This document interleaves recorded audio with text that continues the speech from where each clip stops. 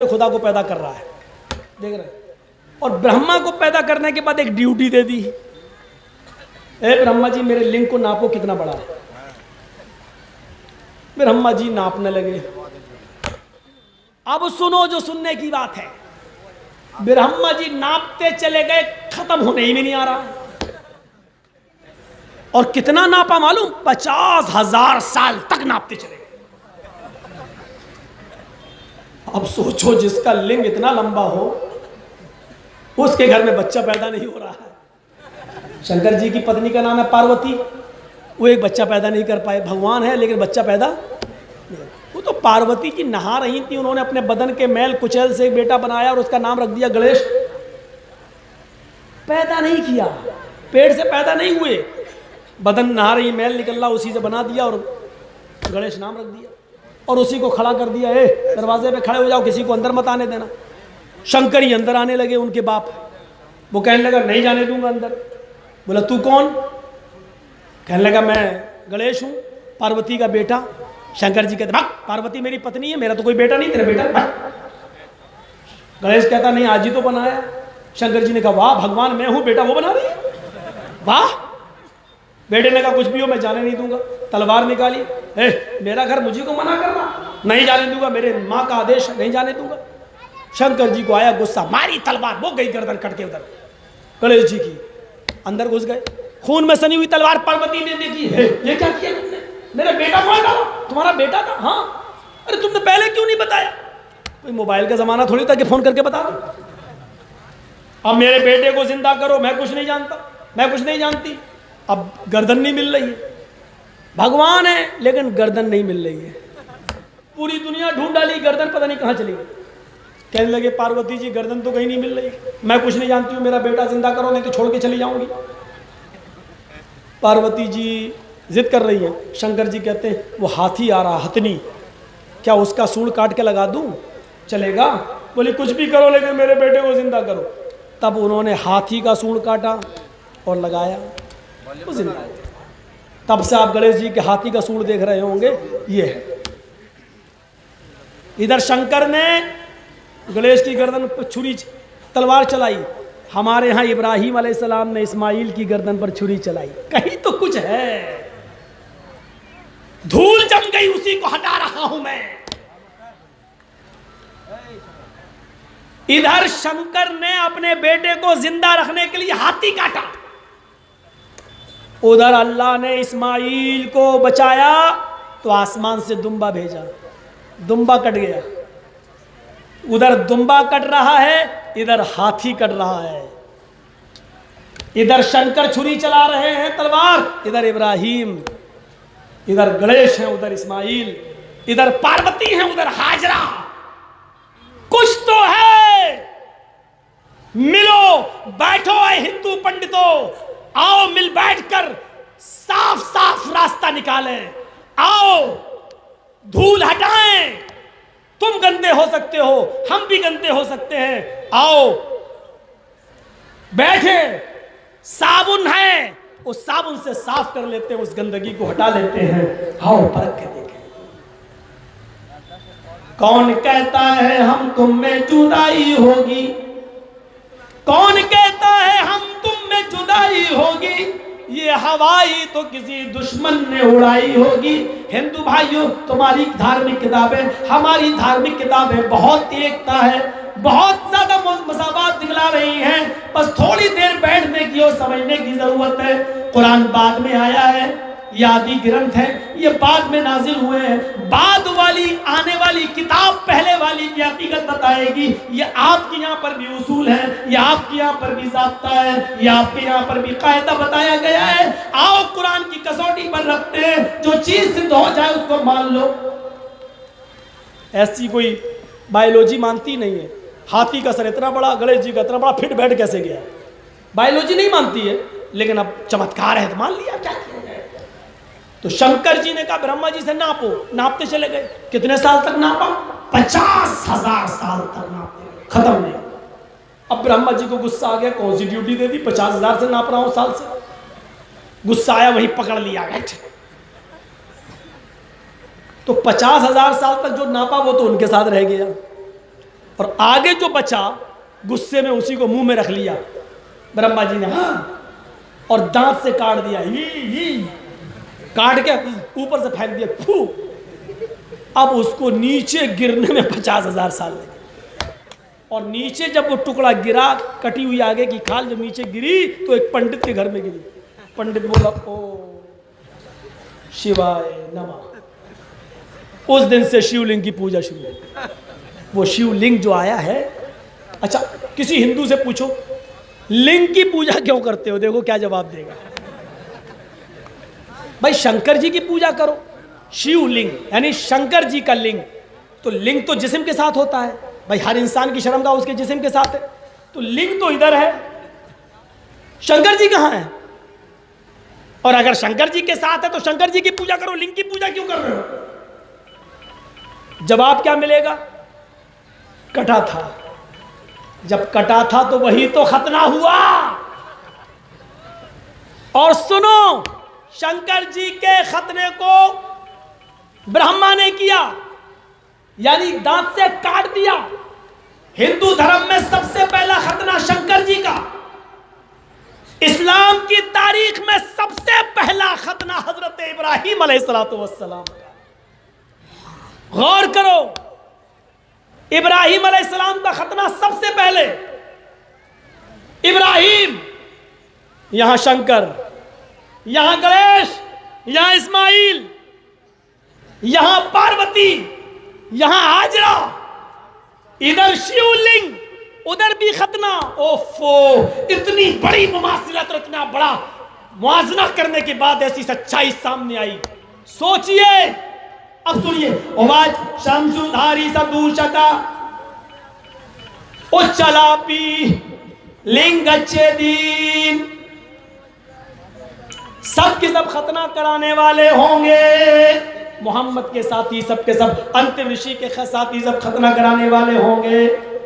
और आखिरी बात, सारो भक्चो मतो मम्मा, सारो भक्चो मतो मम, मोहम्मद के साथी सब कुछ खाएंगे, गोश्त भी और सब्जी भी। सारो भक्ष सब कुछ खाएंगे, लेकिन हर जानवर का गोश्त नहीं खाएंगे। बिना कौलन च पश्वस्तेषाम, बिना कौल बिना मंत्र के जो जानवर ज़िबा किया जाएगा उसको वो नहीं खाएंगे। वो उसी जानवर को खाएंगे जिस पर कौल पढ़ा जाएगा, मंत्र पढ़ा जाएगा, यानी बिस्मिल्लाह अल्लाहु अकबर कहकर जो जानवर हलाल होगा। अब सवाल यह है कि कुत्ते पर भी बिस्मिल्लाह पढ़ लो तो क्या वो हलाल हो जाएगा? गधे पर भी पढ़ लो तो क्या हलाल हो जाएगा? नहीं। ये सवाल हमसे बहुत पहले हुआ था, पंडित ने किया था, मौलाना साहब जिंदा बकरा जिंदा भैंस हलाल है कि हराम? मैंने कहा कि हलाल। हंसने लगा। मैंने कहा क्यों, क्या हुआ? मैंने कहा क्या हुआ? कहने लगा मौलाना साहब जब जिंदा बकरा जिंदा भैंस हलाल है तो फिर हलाल जानवर पर आप लोग बिस्मिल्लाह क्यों पढ़ते हैं? ऐसी काटो और खा लो। फंसा दिया उसने हमें। मैंने कहा बिस्मिल्लाह इसलिए पढ़ते हैं कि बगैर बिस्मिल्लाह के वो हराम है। तो फिर एकदम फंसाया। क्या कहता? अभी तो आपने कहा था जिंदा बकरा जिंदा भैंस हलाल है, अब आप कह रहे हैं बगैर बिस्मिल्लाह के हराम है।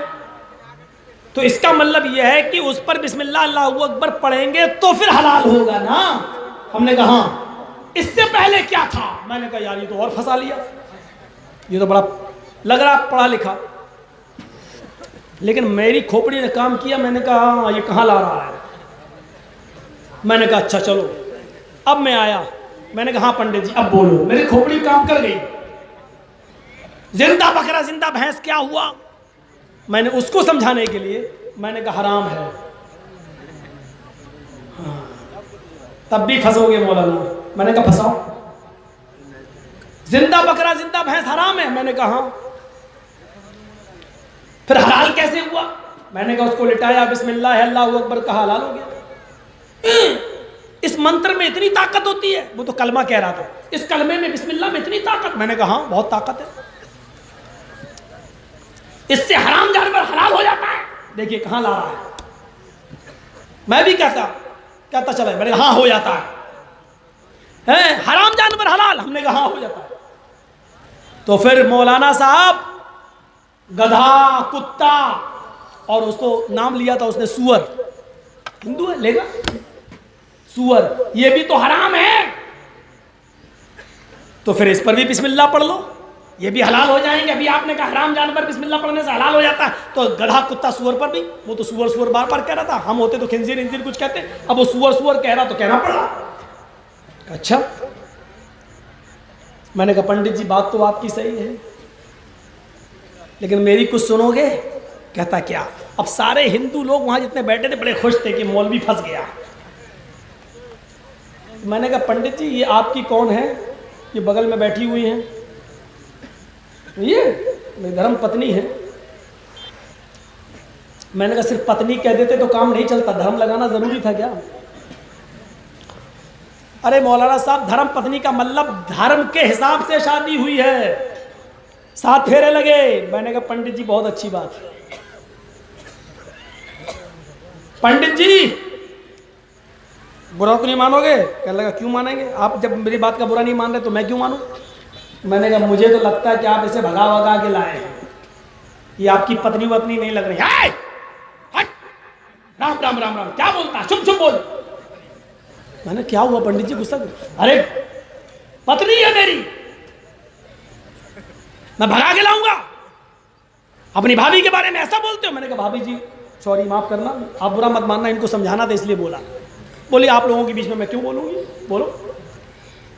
मैंने कहा पंडित जी मंत्र कुछ पढ़े गए होंगे ना, तभी तो आपकी पत्नी बनी है। कहाँ मंत्र पढ़े गए थे? मैंने कहा ओम भूर्भुवः स्वाहा, ओम मंगलम स्वाहा, ओम देवस्य स्वाहा, ओम कुरु कुरु स्वाहा, ये सब पढ़ा गया है? चेहरा देख रहा है? हाँ ये सब पढ़ा गया था। 7 फेरे लगे थे। हाँ। हमने कहा ये मंत्र पढ़ने से पहले आप अपनी पत्नी के साथ उठ सकते थे, बैठ सकते थे, खा सकते थे, घूम सकते थे, सो सकते थे, लेट है नहीं।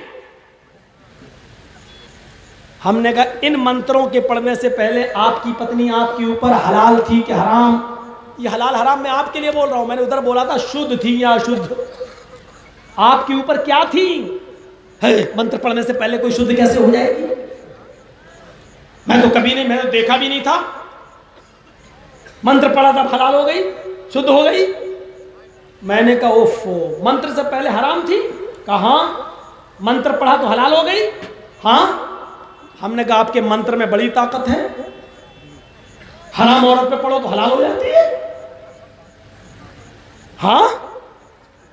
मैंने कहा आपकी माँ बहन बेटी पर भी अगर ये मंत्र पढ़े जाएंगे तो क्या माँ बहन बेटी भी हलाल हो जाएंगे? चुप चुप चुप बोल, राम राम राम राम राम। माँ बहन बेटी कैसे हलाल हो जाएगी? मैंने कहा भाई आप ये मंत्र पढ़ रहे हैं, बड़ी ताकत है मंत्र में, अगर माँ बहन बेटी पे पढ़ा जाए तो हलाल नहीं होगी? हाय पागल है। मैंने कहा अच्छा 1000 बार पढ़ लूं ये मंत्र तो 1,00,000 बार भी पढ़े, 1 करोड़ बार भी पढ़ेगा तब भी वो हराम रहेगी। मैंने कहा पंडित जी समझ गए ना मसला, क्यों कुछ और बताना पड़ेगा? मैंने कहा कि इन मंत्रों से हर औरत हलाल नहीं होती है, वही औरत हलाल हो सकती है जो हलाल होने के लायक है, जिनकी लिस्ट रामचंद्र जी ने बता दी, कृष्ण जी ने बता दी कि ये मंत्र से ये औरतें हलाल हो जाएंगी, माँ बहन बेटी हलाल नहीं होगी। ऐसे ही हमारे यहाँ बिस्मिल्लाह अल्लाहु अकबर से मुहम्मदुर रसूलुल्लाह ने एक लिस्ट बता दी, बकरा है, भैंस है, ये है, वो ये जानवर हलाल हो जाएंगे, गधा कुत्ता सूअर हलाल नहीं होगा। समझे पंडित जी? अंडरस्टैंड? समझ में आया आपके बात? कैसे महाराज बड़े बड़े मौलवियों से पूछा, हम जानकारी चाहते थे। अब वो भाभी बोली पंडित जी की पंडिताइन बहुत पूछ चलाते हैं, सबसे बोलते हैं ले चल बैठी उसकी ऊपर है। अब वो पंडित जो है उसकी घरवाली बेचारी रास्ते भर पूरी सब्जी खिलाती हुई लाई है। आप तो भगवान है। हमने पंडित जी को कोई मानते ही नहीं था किसी की, आपकी बात मान लिया, आपकी बात मान लिया। फिर दूसरी बातें चली तो सर्वभक्षो मतो मम, हिंदू धर्म की किताब में कहा सब कुछ खा, जो भी हिंदू आपसे कहे कि मीट मीट सब बराबर, गाय भैंस का खा लेते हो, गधे का भी खाओ, कुत्ते का भी खाओ, आप उससे एक ही सवाल करिएगा बस, पेशाब पेशाब सब बराबर, गाय का पी लेते हो, कुतिया का पी के दिखाओ, सुअर का पी के दिखाओ, जाओ देखो क्या जवाब देता है। ऐसी तिलमिलाएगा, भागेगा वो है। और हिंदू भाई तो मुकदमा वैसे ही हार गए यहां पर, इस स्टेज पर। जितने जानवर मुसलमान खाते हैं उतने ही जानवरों का हिंदू दूध भी पीता है। और एक बात बता तू, जो जानवर मुसलमान नहीं खाता हिंदू उसका दूध भी नहीं पीता। भाई हमारे यहाँ जो जानवर हलाल है हम उसका दूध भी हलाल समझ के पीते हैं, जो जानवर हराम है उसका गोश्त भी हराम, दूध भी हराम। हिंदू धर्म में तो जब सारे जानवर हराम हैं तो दूध कैसे हलाल हो गया? पहली बात। दूसरी बात, उन्हीं जानवरों का दूध तुम क्यों पीते हो जो हम खाते हैं? मसलन मुसलमानों में भैंस हलाल है, हम उसका दूध पीते हैं,